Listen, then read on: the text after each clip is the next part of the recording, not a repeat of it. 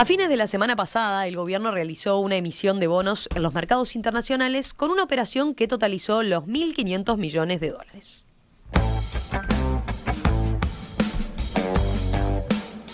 La principal novedad pasó por el hecho de que fue la primera emisión de un bono indexado a indicadores climáticos, o bono verde, como suele ser más conocido lo que realizó Uruguay. Bueno, ¿cuáles son las principales características de este nuevo bono? ¿En qué se diferencia de otros instrumentos de deuda? ¿Cuán exitosa fue la operación realizada por nuestro país? Les proponemos conversar sobre estas y otras cuestiones en los próximos minutos con el economista Luciano Magnífico de Exante.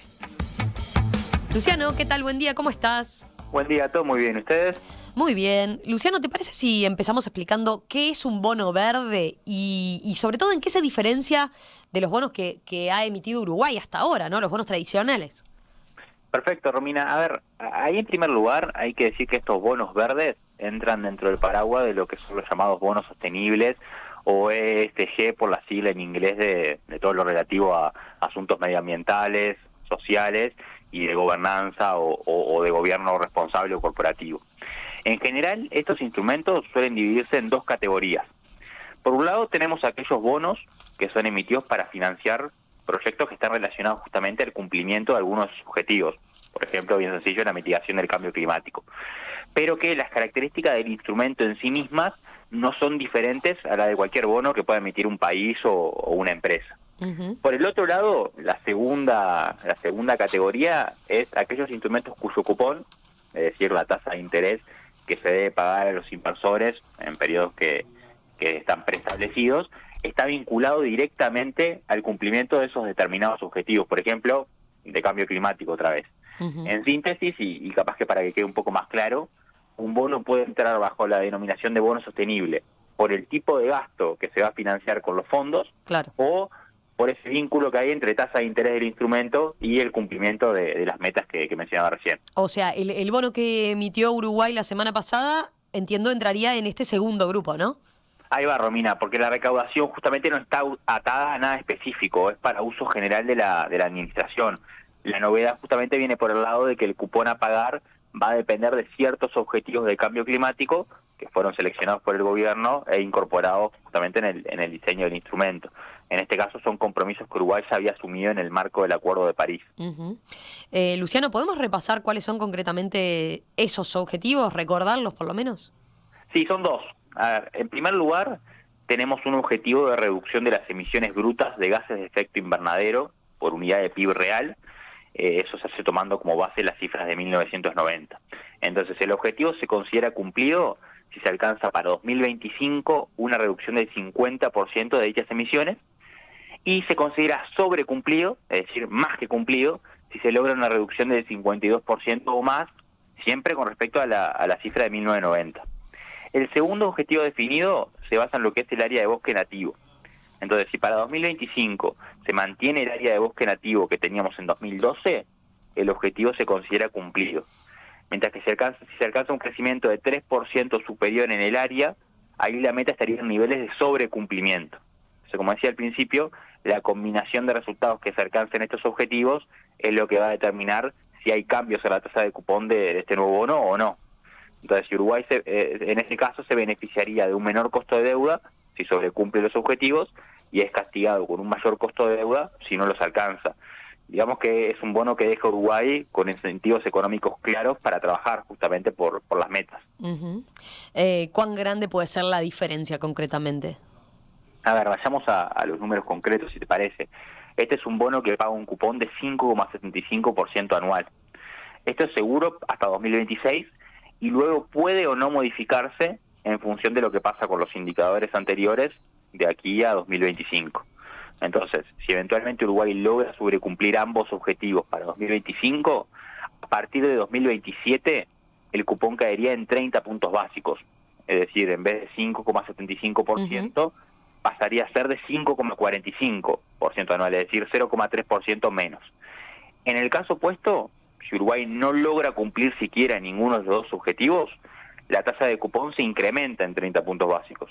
Es decir, pasa de 5,75% a 6,05%. Es decir, es un movimiento simétrico.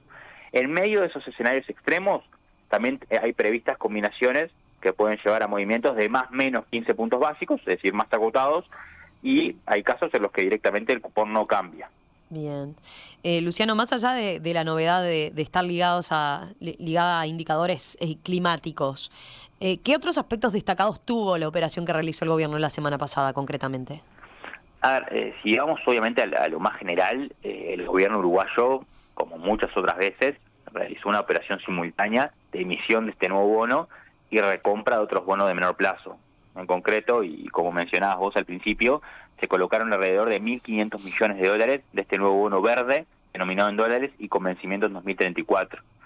De esos 1.500 millones, 1.000 millones fueron de lo que se conoce como emisión neta, es decir, a cambio de efectivo, lo que implica fondos frescos para Uruguay. El resto correspondió a una recompra de bonos uruguayos en dólares con vencimientos más cortos, entre lo que es 2024 y 2031. Ujú. Bien. ¿Y cómo se compara, por ejemplo, la tasa que consiguió Uruguay en esta instancia con otras emisiones que ha hecho nuestro país en los últimos tiempos? ¿Qué podemos decir al respecto? A ver, ahí el retorno para los inversores fue de 5,94% anual, en este caso. Esto es mayor a lo que pagó Uruguay en las últimas emisiones de bonos en dólares que ha realizado. Por ejemplo, si vamos a la última, en mayo de 2021, por un bono con vencimiento a 10 años, relativamente similar al emitido ahora, la tasa fue de 2,45% contra el 5,94% de esta. Pero obviamente hay que tener presente que el entorno internacional cambió mucho desde entonces y que la tasa de mercado de esos mismos bonos, de hecho, está actualmente en valores que son notoriamente mayores.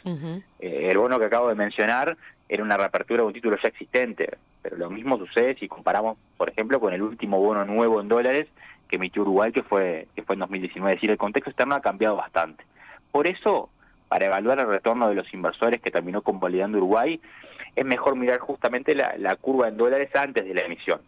Respecto a esa curva, que un bono de duración de 8 años, como el que emitió Uruguay, pague 5,94%, es un poco alto, pero seguramente eso está incorporando la posibilidad de que Uruguay sobrecumpla efectivamente los objetivos climáticos que comentábamos hace un rato y que eventualmente termine pagando un cupón menor de lo que está pautado a partir de 2027. La otra forma que tenemos de mirar el rendimiento de la emisión es frente a bonos de otros países. Entonces, el rendimiento de 5,94% implicó un diferencial de 170 puntos básicos, es decir, 1,7% respecto al bono de referencia del Tesoro de Estados Unidos.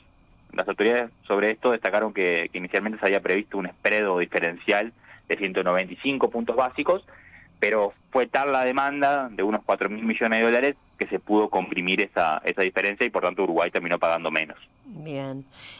Para ir cerrando, Luciano, ¿qué balance hacen ustedes desde Exante de esta emisión concretamente? A ver, varios comentarios ahí.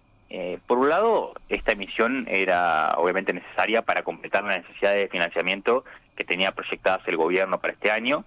De hecho, Uruguay todavía no había salido en 2022 a los mercados internacionales a captar financiamiento.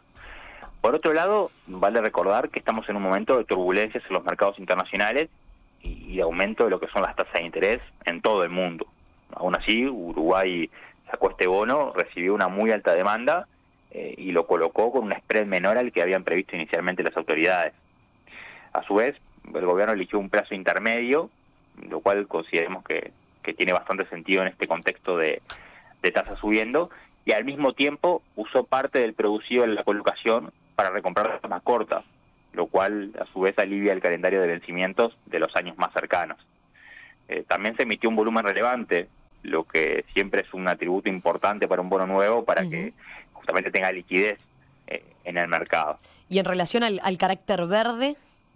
Bueno, ahí con esta emisión Uruguay se coloca un poco como pionero junto con Chile en lo que son este tipo de operaciones con indexados a indicadores climáticos. Ahí Chile había realizado una operación similar en marzo de este año con un bono en el que el cupón subía en caso de incumplimiento de los objetivos.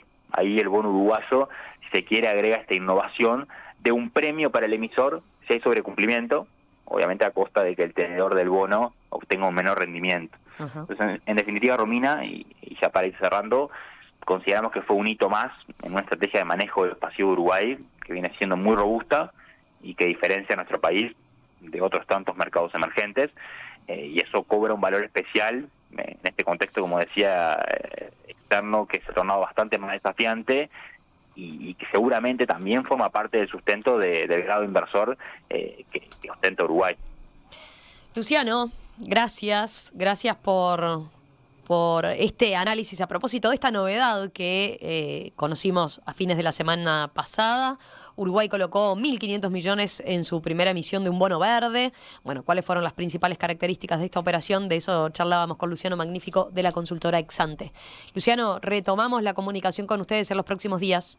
Impecable, nos vemos. Un abrazo. Chao.